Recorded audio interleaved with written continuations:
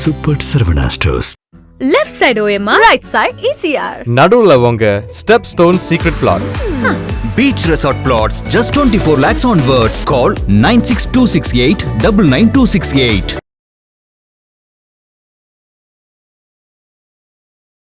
அப்போ ஏழில் சனி வந்தால் என்னென்னா ஆப்போனண்ட் கை ஓங்கும். இப்போ திருமண பொருத்தம் பார்க்கும்போது ஏழில் சனி வர்றது தாமதம்னு சொல்லுது என்னென்னா எதிராளி வந்து ரொம்ப அப்பர் ஹேண்டாக வருவாங்க, இப்போ டாமினன்ட். அப்போ இடைஞ்சல் தானே அது. கணவனோ மனைவியோ அடங்க மாட்டாங்கல்ல, ஒத்து போகுது. ஏழில் சனி வந்தால் பிரச்சனைன்னு சொல்லுது. அப்போ அது என்னென்னா எங்கே வரும் பிரச்சனை கடைசியில் பேசி பேசி தான் சண்டை வரும். அதனால தான் அதை கண்ட சனின்னு வச்சுட்டாங்க. ஏழில் சனி இருந்தால் நேராக பேசி பிரச்சனை வரும், கண்டத்தில் சனி. அப்போ பேச்சை குறைச்சிக்கோங்க, அவ்வளோதான்.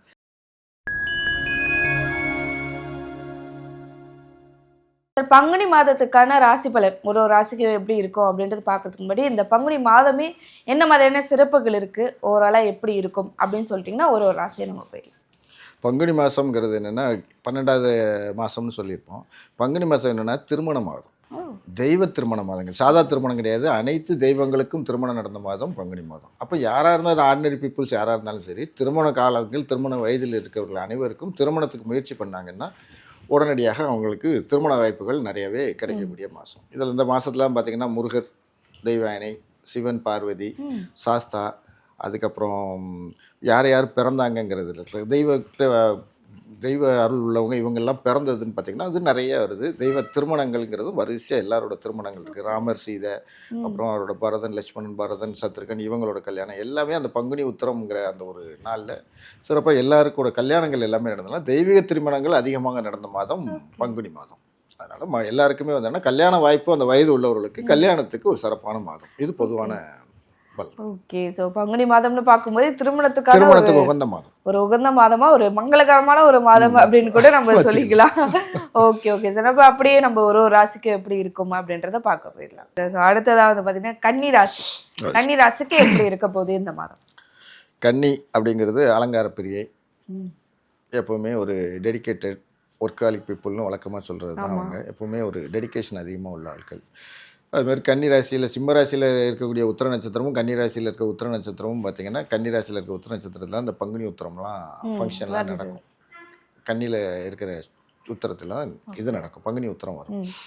அப்போ பார்த்திங்கன்னா ராசியாதிபதி அப்படிங்கிற புதன் ஃபஸ்ட்டு அதை தான் பார்க்கணும். ராசியாதிபதி 6ல் போய் உட்காந்துட்ருக்கார் மறைவு ஸ்தானத்தில். அப்போ இது வரைக்கும் நோய் நொடி கடன் அப்படிங்கிற பிரச்சனையில் இருக்கிறவங்க இதுக்கப்புறம் தான் அவங்களுக்கு கொஞ்சம் ரிலீஃப் கிடைக்கும். கடன்கிறது ஏன்னா கட்டுப்படக்கூடிய கடனாக தான் இருக்கும். ஏன்னா குரு பார்வையில் அந்த ராசியாதிபதி இருக்கனால கடன் இருந்து நோய் இருந்தாலும் ஒரு க்யூரபிள் கண்டிஷனில் இருந்தவங்க இதுக்கப்புறம் அந்த 6ல் இருந்து அந்த புதன் ராசியாதிபதி 7க்கு போயிடுறாரு. அப்போ நேர் சமசப்தமாக வந்துடுறாரு. அப்போ வந்து இவங்களோட ஹெல்த் இஷ்யூ, இவங்களோட பேர் புகழ் அந்தஸ்து இந்த விஷயங்கள் எல்லாமே நல்ல ஒரு ஸ்மூத்தான கண்டிஷனுக்கு மாறிடும். 12ஆம் வீட்டுக்குடைய சூரியன் அப்படிங்கிறவர் நேர் 7ல் வர்றார். அப்போ செலவுகள் உண்டான்னு கேட்டால் அதிகமான செலவுகள் உண்டு. ஏன்னா 12ஆம் வீடு வந்து ஷாப்பிங் போகிறதுல வந்து ரொம்ப பெரிய சொல்லிட்டு கன்னிராசி நமக்கு தெரியும். அதுக்கப்புறமாவும் ஒரு விஷயம் 12 கூடிய சூரியன் நேர 7க்கு வந்துட்டார். அப்போ 7ஆம் இடம்ங்கிறது கணவன் மனைவி ஆப்பனண்ட் பேரை குறிக்கக்கூடியது. அப்போ அதில் வந்து இருக்கும் என்னன்னா இப்போ கணவனாக இருந்தால் மனைவி சார்ந்த விஷயங்கள் செலவு இருக்கும், மனைவியாக இருந்தால் கணவன் சார்ந்த செலவுகள். அப்போ 12 கூடியவர் நேராக 7ஆம் வீட்டில் வந்து உட்கார்றதுனால கணவன் மனைவி செலவுகள் யாரோ ஒருத்தங்க ஆப்போசிட்டுக்கு பண்ண வேண்டிய விஷயங்கள் கண்டிப்பாக உருவாகும். அதுமாதிரி 7ல் சனி வந்து உட்காந்துருக்கேன்னா ஆப்பனண்ட் பேரோட இது பார்த்திங்கன்னா ஆக்டிவேஷனுங்கிறது ரொம்ப அவங்களோட என்ன சொல்கிறது, இது வந்து கண்டச்சனி அப்படிம்பாங்க 7ல் சனி வர்றது.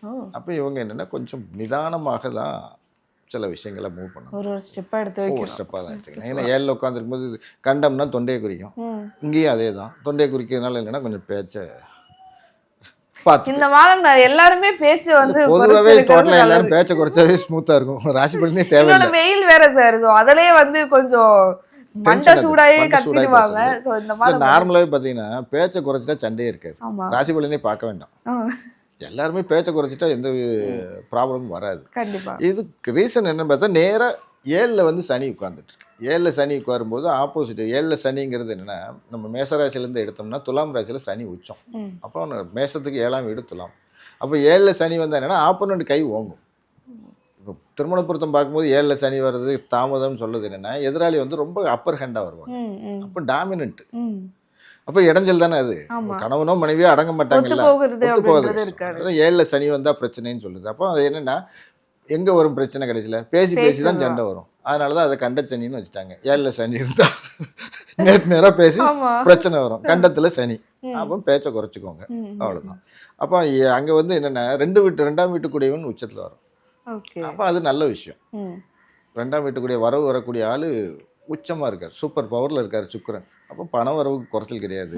ஆனால் இப்போ என்ன பிரச்சனை, 12 கூடிய நாங்கள் வந்தோம்னா பணம் வேகமாக வரும், வந்த வேகத்தில் செலவு இருக்கும். அப்போ கொஞ்சம் விஷயங்கள் செலவு 12 கூடிய 7ல் வரும்போது என்னென்னா சுப செலவுகளாக மாற்றிக்கணும். நம்ம அப்படி மாற்றிக்கணும், அவ்வளோதான். கொண்டு போய் ஆஸ்பத்திரிக்கு செலவழிக்க பேரில் ஏதாவது இன்வெஸ்ட் பண்ணிக்கலாம். ஸோ இந்த மாதிரி பண்ணிக்கிட்டால் அவங்களுக்கு நல்லாயிருக்கும். அவங்களுக்கு அது மாதிரி கன்னிராசிக்கு 3ஆவது வீட்டுக்கும் 8ஆவது வீட்டுக்குரிய செவ்வாய் 6ல் இருக்கார். 8ஆம் வீட்டுக்குடைய 6ல் மறையிறது அந்த அடுத்த மாதம் 2ஆம் தேதி வரைக்கும் நல்ல விஷயம். அப்போ நோய் நொடி கடன் பிரச்சனை அங்கே குறிக்கக்கூடிய வம்பு வழக்கலை குறிக்கக்கூடிய செவ்வாய் 6ஆம் வீட்டில் போய் மறைஞ்சிடுறாரு. அவர் அதுக்கப்புறம் 7ஆவது வீட்டுக்கு வரும்போது தான் இப்போ 2ஆம் தேதி ஏப்ரல் மாதத்துக்கு மேலே 7ல் வந்து சனி செவ்வாய் எல்லாம் காம்பினேஷன் சேரும்போது கணவரோ மனைவி கூடிய சண்டை சச்சரவுகள் அதிகமாகும். ஏன்னா சனியும் செவ்வாயும் சேர்ந்துருது, சூரியனும் சேர்ந்துறாரு. அப்போ 3 பாவக்கிரகங்கள் சேர்ந்து கன்னிராசிக்கு நேர் 7ல் வந்து நிற்கும். அப்போ இன்னும் சண்டை நல்ல ஆர்குமெண்ட் பீக் ஆகும். 2 கூடவும் நாங்கள் உச்சமாக இருக்காரு. 2ஆம் இடம் வாக்குஸ்தானத்தையும் குறிக்கும். அப்போ பேச்சுகள் அதிகமாகத்தான் செய்யும். பண உறவையும் கொடுக்கும் சுக்கிரன், பேச்சையும் அதிகம் வளர்க்க தான் செய்யும். கண்டச்சனி இல்லை, அதனால் அதையும் அதிகம் பண்ணும். அதனால் பொதுவாக இவங்க கொஞ்சம் கேர்ஃபுல்லாகவே டீல் பண்ணிக்கணும். வரக்கூடிய பண வருமானங்களை சுப செலவுகளாக மாற்றிக்கொள்ளணும். இதில் இன்வெஸ்ட் பண்ணிடணும். இல்லைன்னா வந்த வருமானம் சண்டை வருதுன்னா அதை காம்ப்ரமைஸ் பண்ணுறதுக்காச்சும் வெளியே கொண்டு ஏதாவது ஒன்று பொருளை வாங்கி கொடுத்து வச்சுன்னு இப்படி கண்டிப்பா இல்லை ஏதாவது ஒரு இடம் வாங்கணும், ஒரு தங்கம் வாங்கணும்னு சொல்லி அதில் பணம் பணம் நிறைய வரும். ஏன்னா 2 கூடையவன் 2-9 கூடையவன் உச்சமாக இருந்து பணத்தை கொடுக்காரு.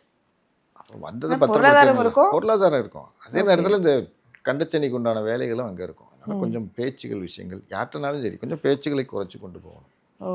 5-6 கூடையவர் 7ல் வந்துடுது. 5 குழந்தை 6 கடன் நோய் எதிரி.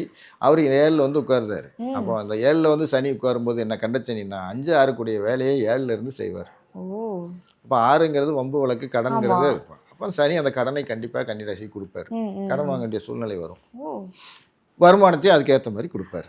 அப்போ வாங்குற கடன் என்ன பண்ணும், 12 கூடியவன் விரயத்தில் இருக்கனால வாங்குற கடனை ஏதாவது சுப விரயமாக பார்க்கறது நல்லது.